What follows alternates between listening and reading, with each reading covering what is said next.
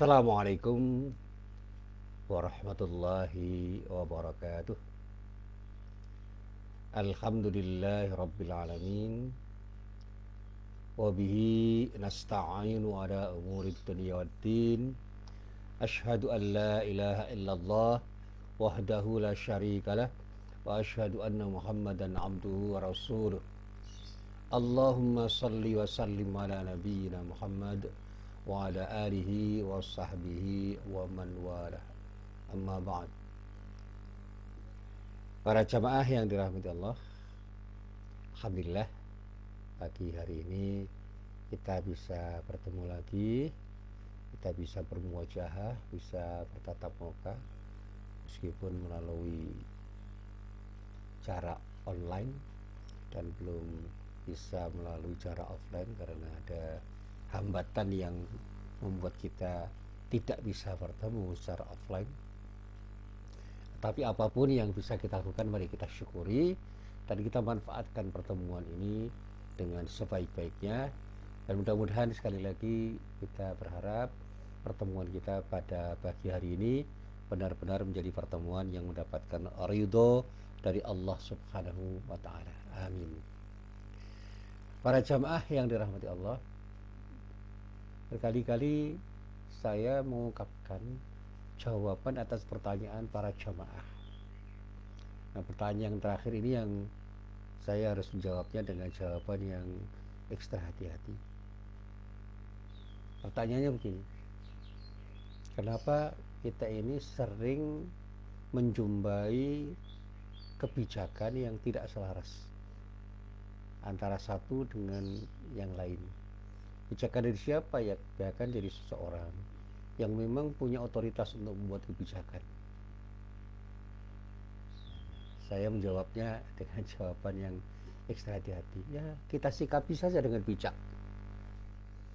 Ada kebijakan X untuk mengatakan, untuk menyatakan, untuk mengatur kita supaya kita jalan ke selatan. Tetapi ternyata di selatan itu ada bahaya besar yang harus kita lalui. Sementara di utara itu jalannya lempang dan tidak ada hambatan. Dan bahkan menurut pertimbangan kita, jalan untuk menuju tujuan yang kita tuju melalui jalan ke utara itu jauh lebih bisa kita tempuh dibandingkan ketika kita harus berjalan ke arah selatan. Tapi apa boleh buat? Pihak yang punya otoritas memerintahkan kita berjalan ke arah selatan. Ya mau apa? Artinya kita harus menantang bahaya. Artinya di sini ada kebijakan untuk diri kita supaya berjalan selatan, tapi tidak disediakan jalan yang baik untuk bisa kita lalui dengan sebaik-baiknya. Nah, ini metafor yang harus saya sampaikan. Saya juga pernah mengalami, kalau saya sebut saya mohon maaf sekali salah, membutuhkan untuk apa-apa. Ini hanya untuk menghindari salah pahaman dan supaya tidak menyinggung perasaan orang, karena sering menyangkut hal-hal yang sangat sensitif. Ya. Sekali lagi saya tekankan, saya itu pernah terhambat untuk belajar di sebuah lembaga pendidikan karena ada peraturan yang membuat saya agak sulit untuk melalui sesuatu yang secara administratif harus saya lalui. Kemudian saya berpikir, tujuan saya belajar itu apa? Tujuan saya untuk belajar untuk menggali ilmu dari arah manapun, dari siapapun, dengan cara apapun yang baik untuk mendapatkan ilmu itu.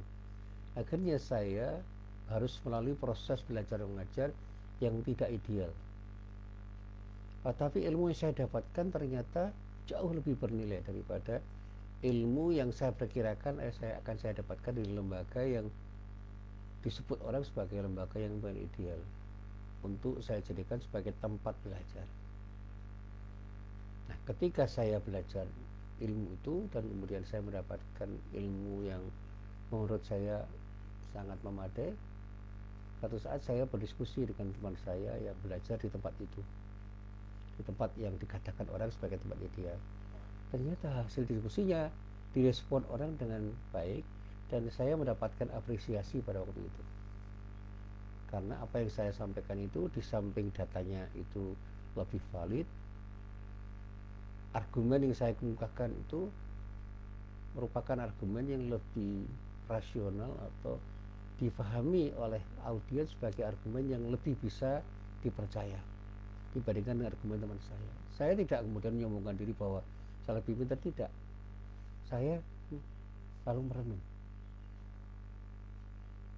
kenapa bisa begitu? Oh, ternyata ilmu itu bisa datang dari arah manapun, dari siapapun, dan dimanapun. Dan disinilah kemudian saya berpikir untuk mengatakan, carilah ilmu dimanapun, dengan siapapun, bersama siapapun, sehingga tidak ada sekat ruang dan waktu untuk belajar.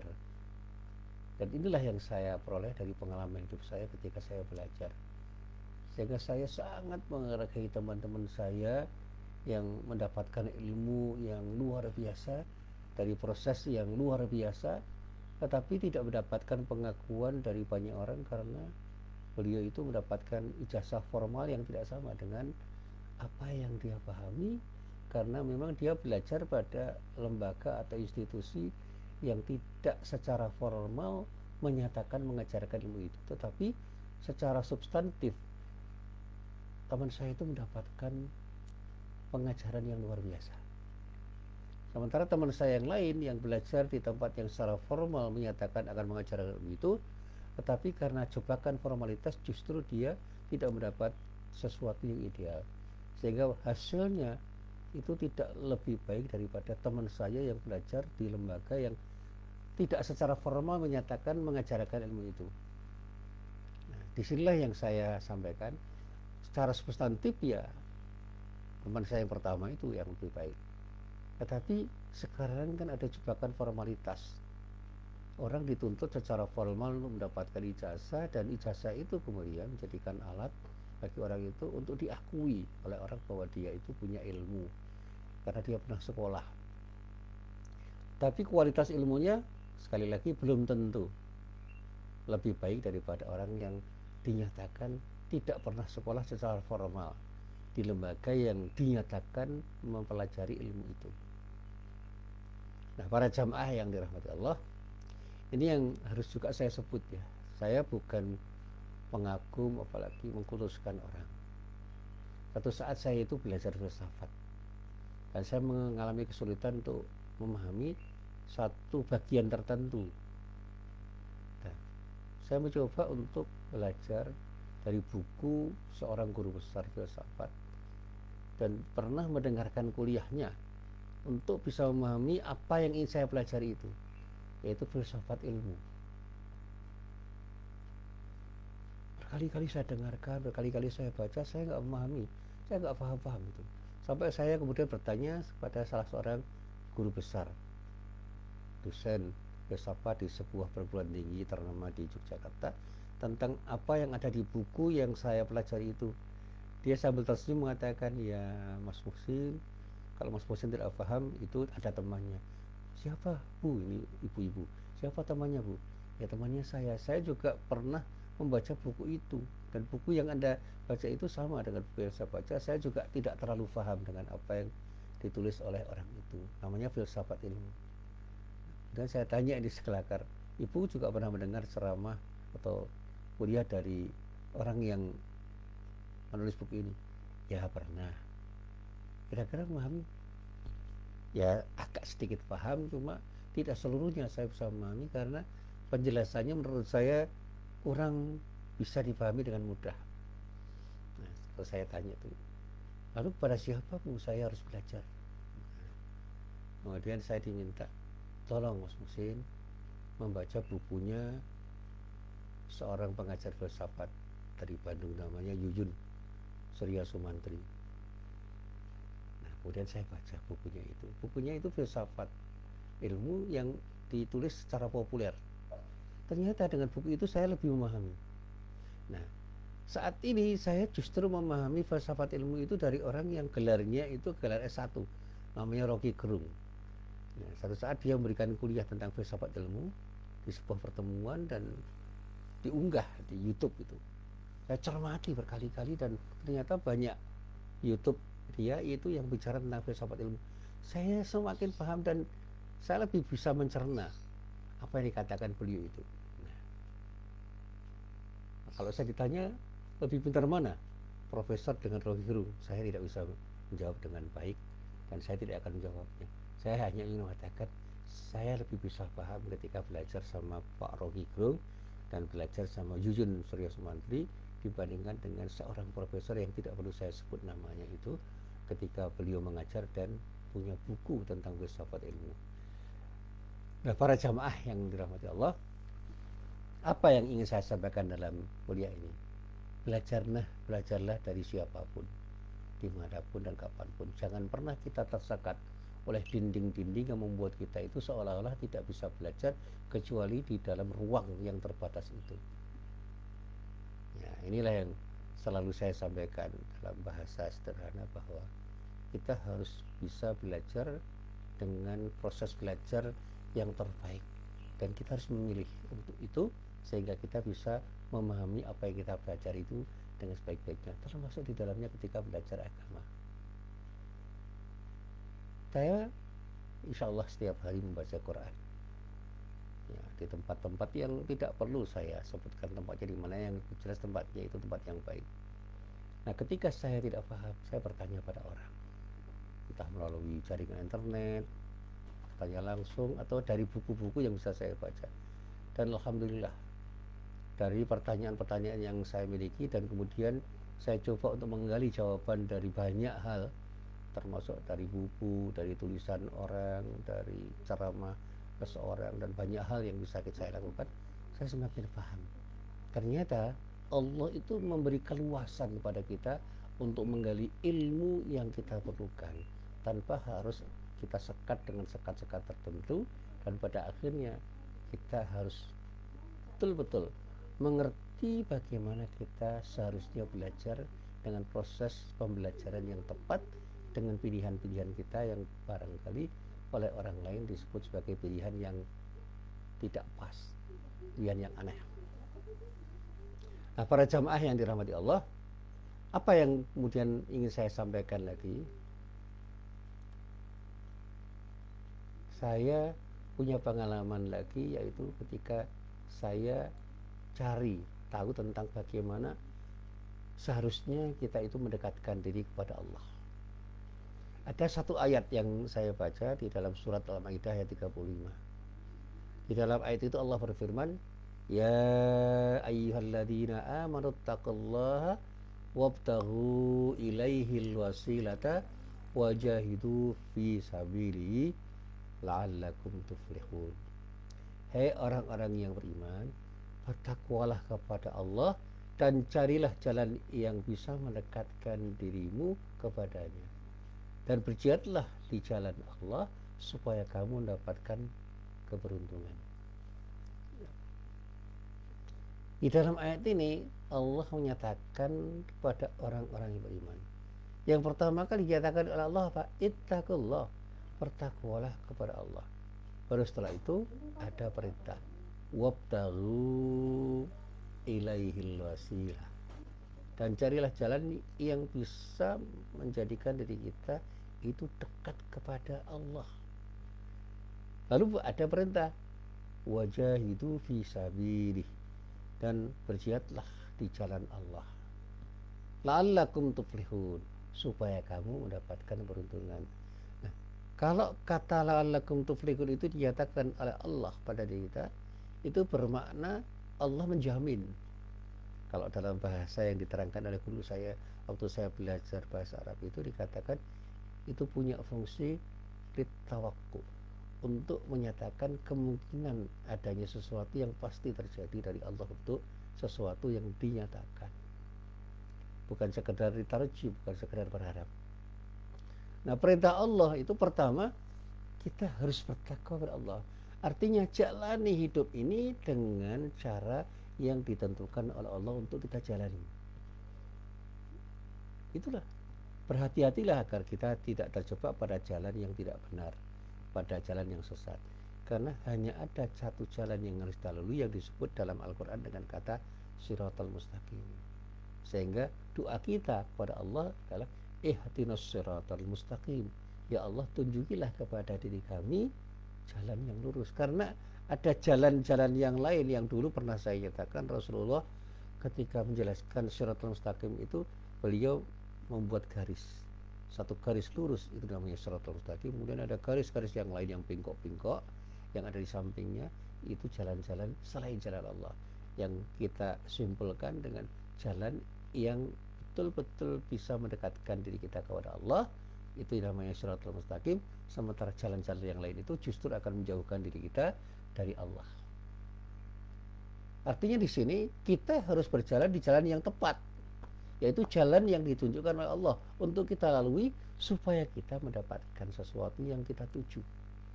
Lalu perintahnya selanjutnya di dalam ayat ini, wabtaghu ilaihil wasilah, dan carilah jalan yang bisa mendekatkan diri kita kepada Allah. Itu artinya apa? Dengan takwa kepada Allah, kita akan dibimbing oleh Allah untuk mendapatkan jalan yang bisa mendekatkan diri kepada Allah. Kemudian kita jalani jalan itu dengan semantap-mantapnya. Proses pencarian itu akan dibantu oleh Allah sehingga kita dengan mudah untuk mendapatkan jalan yang kita cari, dan dengan jalan yang kita lalui itu insya Allah kita akan mendapatkan keberuntungan yang dijanjikan oleh Allah Subhanahu wa Ta'ala. Termasuk ketika kita berjuang di jalan Allah, insya Allah kita akan mendapatkan peruntungan dari Allah. Dan sebaliknya ketika kita berjuang bukan di jalan Allah, kita akan mendapatkan kerugian. Di jalan Allah kita akan mendapatkan keuntungan, kemudian berjuang di jalan Allah kita akan mendapatkan keberuntungan. Ketika kita tidak berjalan di jalan Allah dan tidak berjuang di jalan Allah, kita akan mendapatkan kerugian. Siapa orang yang rugi? Orang yang tidak bertakwa, yang dengan tidak bertakwanya dia tidak bisa berjalan di jalan yang harus dilalui, karena Allah tidak menunjuki orang itu jalan yang tepat untuk dilalui. Dan pada saatnya dia berjuang, dia tidak akan mendapatkan keberuntungan dari Allah, dan justru akan mendapatkan kerugian dari Allah Subhanahu wa Ta'ala. Nah, kalau kita katakan dengan bahasa yang sederhana lagi, lebih sederhana lagi, kalau ada orang yang merasa telah mendapatkan peruntungan padahal dia melalui jalan yang tidak benar, itu bukan peruntungan, itu fata morgana. Barangkali itu istidraj dari Allah. Allah membiarkan orang itu tersesat sehingga dia mendapatkan sesuatu yang menyenangkan. Jadi sekali lagi, kalau saya contohkan contoh-contoh yang seperti ini bukan untuk apa-apa, saya hanya ingin menyederhanakan. Dan saya mohon maaf dengan tulus kalau ada sebutan-sebutan yang kemudian mengganggu, termasuk menyebut nama saya. Saya tidak punya keinginan sekecil apapun untuk menyombongkan diri. Mudah-mudahan Allah mengampuni apa yang saya lakukan ini. Dan sekali lagi, mudah-mudahan para jamaah memaklumi, karena saya harus mengatakan seperti ini. Sekali lagi, saya mohon maaf. Dan kalau saya mencontohkan ada orang yang saya sebut, itu sama sekali tidak ada maksud apa-apa, kecuali hanya sekedar beri contoh konkret. Saya sebut tadi Pak Rocky Gerung, saya bukan pengagum Rocky Gerung, saya bukan penggemar Rocky Gerung, saya apalagi bukan orang yang mengutuskan Rocky Gerung. Tapi saya melihat sosok itu secara proporsional saja. Ada sesuatu yang bisa saya dapatkan dari sosok seperti Rocky Gerung itu. Meskipun dalam beberapa saya bisa saja tidak setuju. Demikian juga ketika saya sebut nama guru-guru saya seperti Pak R. Fahrudin, Pak Nurholis Majid, kemudian Pak Kunto Wijoyo dan yang lain-lain, itu bukan untuk apa-apa. Saya hanya ingin mengucapkan terima kasih pada mereka yang telah memberikan banyak hal pada diri saya. Saya tidak pernah mengkultuskan beliau. Saya ingin bersikap ta'zim, menghormati beliau karena beliau telah memberikan yang terbaik untuk diri saya, sehingga doa saya kepada beliau selalu saya ucapkan untuk bisa mendapatkan ridho dari Allah.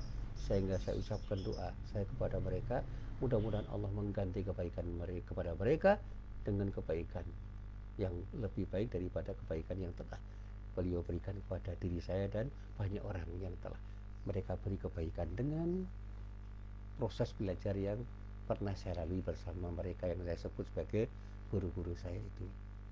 Termasuk di dalamnya saya banyak berguru pada para mubalik, para ulama, para ustaz, baik secara langsung maupun tidak langsung. saya banyak belajar dari Ustadz Ali Dayat, saya banyak belajar pada Ustadz Abdul Somad, saya banyak belajar pada Gus Bah, saya banyak belajar dari Zainuddin MZ, saya belajar dari banyak orang yang di situ saya mendapatkan banyak hal. Tapi bukan berarti saya harus setuju terhadap semua pendapatnya. Ketidaksetujuan saya terhadap pendapat beliau tetap saya katakan dengan perkataan yang sebaik-baiknya, dan saya tetap ta'lim pada beliau, saya tetap menghormati beliau sebagai guru-guru saya. Nah, para jamaah yang dirahmati Allah, salah satu perintah Allah di dalam surat Al-Maidah ayat 35 itu adalah untuk mencari jalan yang bisa mendekatkan diri kepada Allah. Bahkan dalam surat Al-Baqarah ayat 186 dia katakan, apabila hamba-hambaku bertanya kepadamu tentang aku, maka jawablah bahwasanya aku adalah dekat. Ini terjemahan dari surat Al-Baqarah ayat 146. Dan bahkan di dalam hadis qudsi yang sangat terkenal menyatakan, apabila seorang hambaku mendekatiku dengan berjalan, maka aku akan mendekatinya dengan berlari. Apabila ia mendekatiku satu jengkal, maka aku akan mendekatinya satu hasta. Allah telah menyatakan kedekatannya dengan hamba-hambanya, namun kita harus selalu berusaha untuk mendekatinya dengan cara yang terbaik kepada Allah Subhanahu wa Ta'ala. Nah, para jamaah yang dirahmati Allah, ada nasihat guru saya yang selalu saya ingat, bahwa amal soleh yang kita lakukan dengan ikhlas karena Allah, semata-mata mencari ridha Allah, merupakan jalan yang paling baik untuk mendekatkan diri kepada Allah. Kita harus melakukannya sesuai dengan tuntunan dalam Al-Quran dan Sunnah, sehingga pendekatan yang hakiki kepada Allah hanya akan dapat kita capai dengan mengikuti aturan-aturannya. Kedekatan diri kita kepada Allah akan memberi beberapa pengaruh positif. Pertama, kita akan selalu ingat kepada Allah sehingga merasakan ketenangan dan ketentraman hati, tidak timbul kegelisahan, kecemasan atau kekhawatiran dalam menghadapi berbagai macam situasi dan kondisi, karena kita yakin bahwa Allah selalu menyertai kita, termasuk dalam situasi pandemi seperti ini. Insya Allah ketika kita itu mendekatkan diri kita kepada Allah Subhanahu wa Ta'ala, kita selalu ingat kepada Allah, kita akan merasa tenang, tentram dan damai, karena kita selalu merasa bersama Allah Subhanahu wa Ta'ala. Dan sekali lagi saya mohon maaf dengan seterus-terusnya kalau saya katakan saya mencoba, itu bukan saya itu orang yang telah berhasil. Saya baru belajar untuk mendekatkan diri saya kepada Allah, dan proses belajar saya itu terus saya lalui, dan alhamdulillah dengan proses belajar yang saya lalui itu saya merasakan ada sesuatu yang saya rasakan sebagai sesuatu yang baik, yaitu ketenangan hati. Dengan semakin dekat kepada Allah, alhamdulillah hati saya merasa tenang, damai dan tentram. Sekali lagi saya mohon maaf, ini saya katakan bukan untuk apa-apa, saya bukan orang baik, saya adalah orang yang baru belajar menjadi orang baik, itu saja. Saya bukan orang hebat, saya hanya ingin belajar menjadi orang-orang yang dekat kepada Allah. Bahwa saya sudah berhasil atau belum, saya katakan belum. Sekali lagi saya baru belajar, dan mari kita belajar bersama-sama. Jadi yang pertama saya tegaskan kembali, kita akan selalu ingat kepada Allah ketika kita betul-betul melakukan tindakan yang selaras dengan aturan Allah, sehingga kita akan mendapatkan ketenangan batin, dan pada saatnya tidak akan pernah gelisah, resah, cemas, dan bahkan panik ketika menghadapi persoalan-persoalan yang harus kita hadapi. Yang kedua,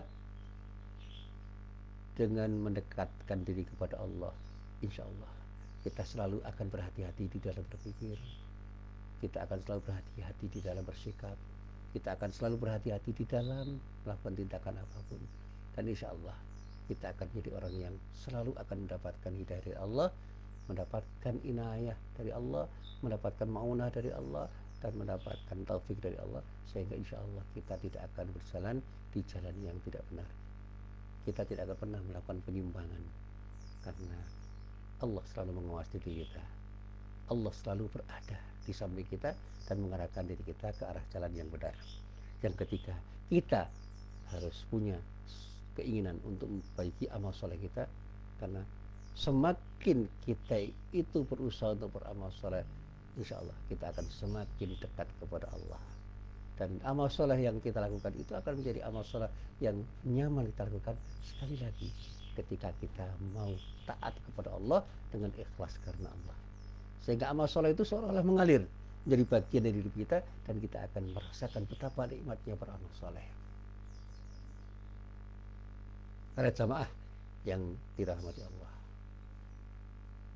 siapapun yang mengharap liqa perjumpaan dengan Allah, sekali lagi jalannya hanya satu, mengerjakan amal soleh, amal yang proporsional, yang selaras dengan aturan Allah. Saya pernah ditanya juga itu, Pak, ada santri yang rajin sholat kok katanya kena COVID, bagaimana penjelasannya? Saya katakan, dia soleh dengan cara apa? Kalau dia itu sering sholat dan sholat dimanapun, ya itu soleh. Tapi apakah dia juga menjalani proses kehidupan itu dengan baik sehingga terhindar dari apa yang disebut COVID-19 itu? Ya kalau orang itu rajin sholat tetapi tidak makan, tidak minum, ya lapar dan haus, ya kan? Kalau orang itu meskipun rajin sholat tapi tidak menjaga kesehatannya, dia akan sakit. Maka untuk tidak sakit, beramal solehlah dengan menjaga kesehatan kita. Untuk tidak lapar dan dahaga, beramal solehlah dengan makan dan minum secukupnya. Ketika kita tidak ingin bodoh, beramal solehlah dengan belajar dan belajar dengan sebaik-baiknya.